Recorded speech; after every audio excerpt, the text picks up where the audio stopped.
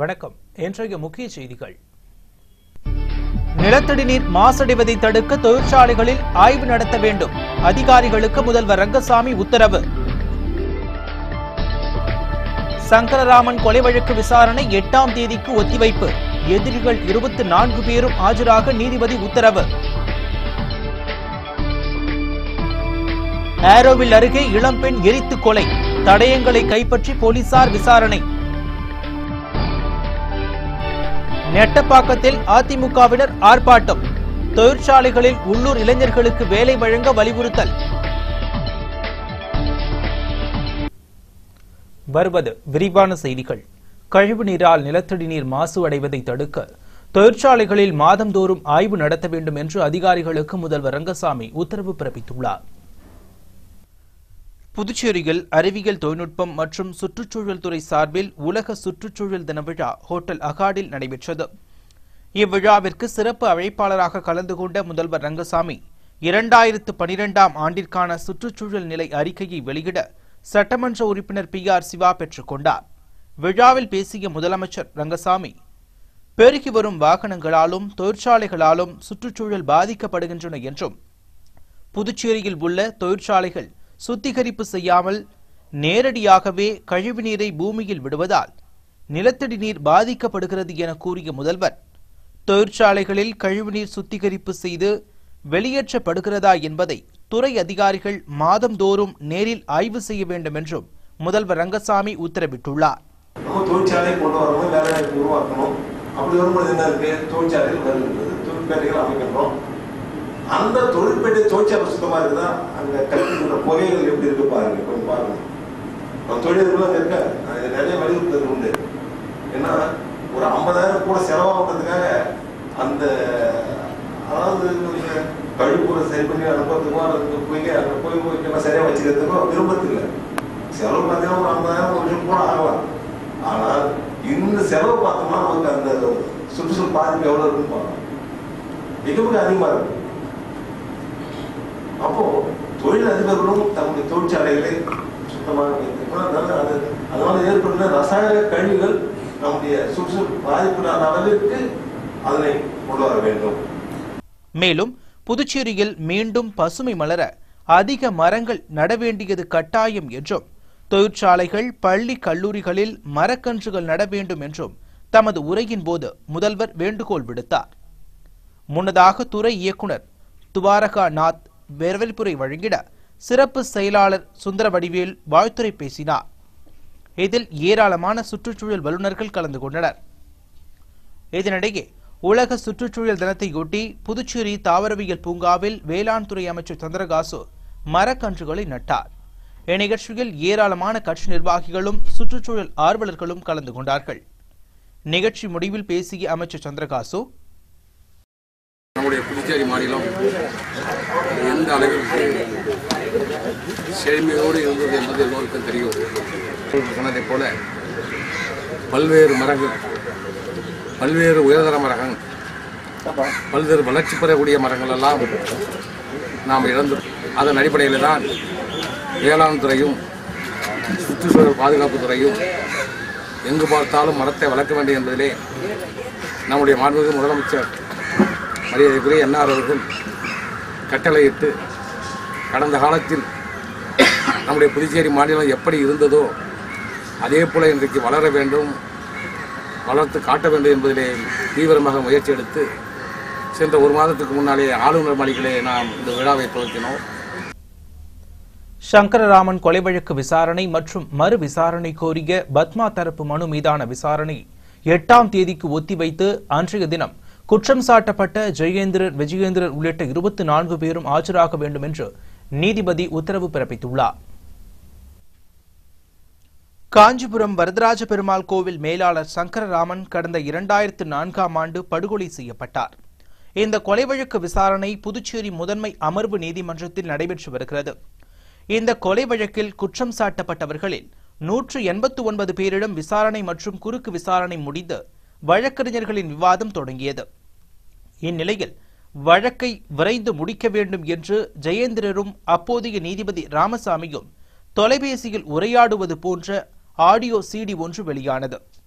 இதனை அடுத்து நீதிபதி ராமசாமி மாற்றப்பட்டு புதிய நீதிபதியாக CS முருகன் நியமிக்கப்பட்டு மீண்டும் கொலை வழக்கு விசாரணை நடைபெற்று வருகிறது. இந்நிலையில் சங்கரராமன் மனைவி பத்மா, மகன் ஆனந்த கிருஷ்ண சர்மா ஆகியோர் சங்கரராமன் கொலை வழக்கை மறு விசாரணை நடத்த வேண்டும் என்று புதுச்சேரி நீதிமன்றத்தில் மனு தாக்கல் செய்தனர். இதனிடையே கோடை விடுமுறைக்கு பின்னர் சங்கரராமன் கொலை வழக்கு மற்றும் மறு விசாரணை கோரிய பத்மா தரப்பு மனு மீதான விசாரணை நீதிபதி முருகன் முன்னிலையில் விசாரணைக்கு வந்தது. இந்த கொலை வழக்கில் ரகு, சுந்தரேசையர் உள்ளிட்ட 12 பேரும், பத்மா தரப்பில் அவரது மகன் ஆனந்த கிருஷ்ண சர்மாவும் ஆஜரானார்கள். இந்த வழக்கை விசாரித்த நீதிபதி வழக்கில் குற்றம் சாட்டப்பட்ட ஜெயேந்திரர், விஜயேந்திரர் உள்ளிட்ட 24 பேரும் வருகிற 8ஆம் தேதி ஆஜராக வேண்டும் என்றும், அதேபோல் பத்மா தரப்பினர் வழக்கறிஞருடன் 8ஆம் தேதி ஆஜராக வேண்டும் என்றும் உத்தரவு பிறப்பித்துள்ளார். ஆரோவில் அருகே இளம்பெண் உயிரோடு எரித்து கொலை செய்யப்பட்டுள்ள சம்பவம் அப்பகுதியில் பெரும் பரபரப்பை ஏற்படுத்தியிருக்கிறது. சர்வதேச நகரமான ஆரோவில்லை அடுத்த இடையஞ்சாவடி அருகே உள்ள முந்திரி தோப்பில் 25 வயது மதிக்கத்தக்க இளம்பெண் உயிரோடு எரித்து கொலை செய்யப்பட்டு கருகிய நிலையில் பிணமாக கிடந்தார். அவ்வழியே சென்ற பொதுமக்கள் அருகே உள்ள ஆரோவில் காவல் நிலையத்திற்கு தகவல் கொடுத்தனர். இதனையடுத்து சம்பவ இடத்திற்கு வந்த போலீசார் உடலை கைப்பற்றி மருத்துவமனைக்கு அனுப்பி வைத்தார்கள். மேலும் கொலை செய்யப்பட்ட இடத்தில் இருந்த தடயங்களை கைப்பற்றி விசாரணை செய்து வருகிறார்கள். சம்பவ இடத்திற்கு வந்த மோப்ப நாயும் சிறிது தூரம் ஓடியது. ஆனால் யாரையும் கவ்வி பிடிக்கவில்லை. எரிக்கப்பட்ட பெண் கடத்தி கற்பழித்து கொலை செய்யப்பட்டாரா அல்லது கள்ளக்காதல் தகராறில் கொலை செய்யப்பட்டாரா என்ற கோணத்தில் போலீசார் தீவிரமாக விசாரணை மேற்கொண்டு வருகிறார்கள். இது குறித்து விழுப்புரம் SP பாஸ்கரன் கூறுகையில்,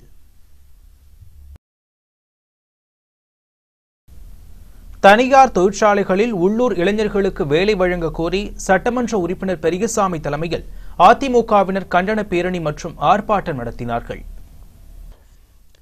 தனியார் தொழிற்சாலைகளில் புதுச்சேரியை சேர்ந்த இளைஞர்களுக்கு 60% வேலை வழங்க கோரி நெட்டப்பாக்கம் கொம்யூன் அலுவலகம் முன்பு அதிமுகவினர் தொகுதியின் சட்டமன்ற உறுப்பினர் பெரியசாமி தலைமையில் ஆர்ப்பாட்டத்தில் ஈடுபட்டனர்.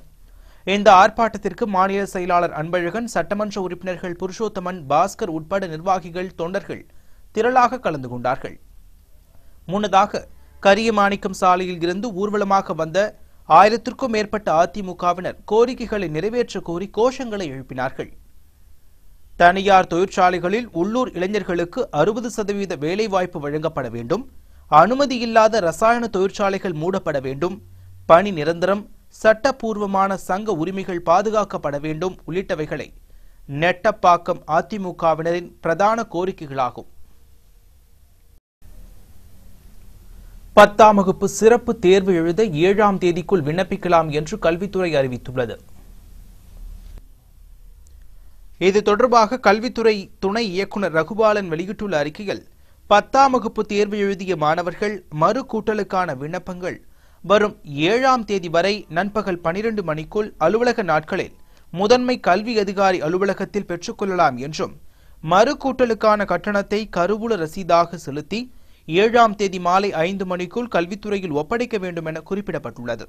மேலும் தேர்வில் தோல்வியுற்ற மாணவர்கள் 7ஆம் தேதிக்குள் விண்ணப்பங்களை பெற்று தேர்வு கட்டணத் தொகை 125 ரூபாயை பள்ளி தலைமையாசிரியரிடம் பணமாக செலுத்தி 7ஆம் தேதி காலை 10 மணிக்குள் சமர்ப்பிக்க வேண்டும் என்றும், விண்ணப்பங்களை மண்டல துணை இயக்குனர், அரசு தேர்வுகள் மண்டல துணை இயக்குனர் அலுவலகம், ஆற்றங்கரை வீதி, புதுப்பாளையம், கடலூர் 1 என்ற முகவரிக்கு நேரிலோ அல்லது அஞ்சல் மூலமாகவோ 7ஆம் தேதி மாலை 5 மணிக்குள் அனுப்பப்பட வேண்டும் எனவும் கல்வித்துறை குறிப்பிடப்பட்டுள்ளது. பிரெஞ்சு மக்களவைக்கான முதற்கட்ட தேர்தலில் அதிக வாக்குகள் பெற்றுள்ள மரியானி தியரிக்கு 2ஆம் கட்ட தேர்தலிலும் வாக்களிக்குமாறு பிரெஞ்சு குடியுரிமை மக்கள் தலைவர் முகமது முஸ்தபா கேட்டுக் கொண்டுள்ளார்.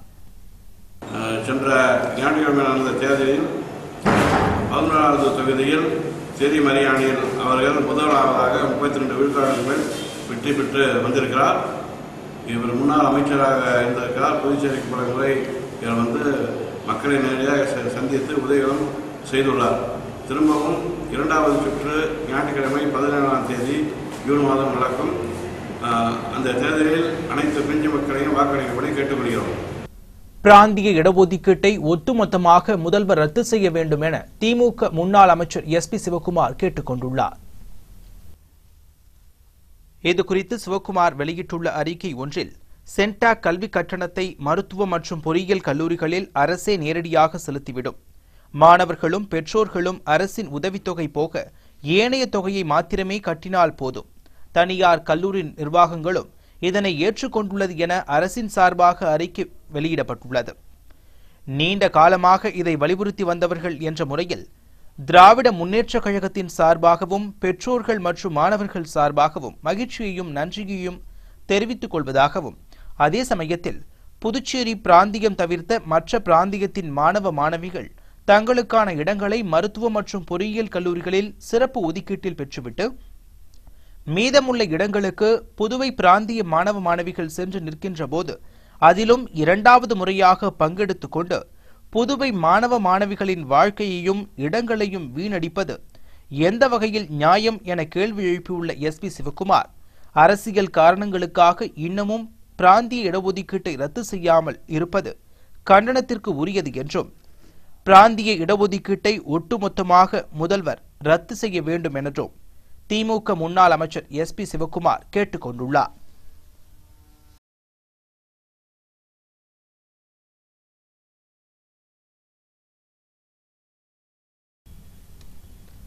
பத்தாம் வகுப்பு பொதுத் தேர்வில் ரெட்டியார்பாளையம் வேளாங்கண்ணி மெட்ரிக் மேல்நிலைப் பள்ளி 100% மாணவர்கள் தேர்ச்சி பெற்றுள்ளதாக பள்ளி இயக்குநர் ஜோதிநாதன் கூறியிருக்கிறார். இது தொடர்பாக அவர் பிரத்யேகமாக அளித்த பேட்டியில், சென்ற ஆண்டை போல இவ்வாண்டும் இந்த வேளாங்கண்ணி மெட்ரிகுலேஷன் மேல்நிலைப்பள்ளி மாணவர்கள் இவ்வாண்டு நடைபெற்ற SSLC பொதுத் தேர்வில் 100 விழுக்காடு வெற்றியை கொடுத்துள்ளனர். 479 மதிப்பெண்களை பெற்று காஷ்மி முதலிடத்தையும், 466 மதிப்பெண்களை பெற்று சாமுவல் விஜயகுமார் 2ஆம் இடத்தையும், 462 மதிப்பெண்களை பெற்று கிருபாகரன் 3ஆம் இடத்தையும் பெற்றுள்ளனர். விளம்பரத்திற்கு பிறகு வரும் செய்திகள். சென்டாக்கில் தேர்வாகும் மாணவர்களுக்கு அரசே கல்வி கட்டணத்தை செலுத்தும், முதல்வர் ரங்கசாமி உறுதி.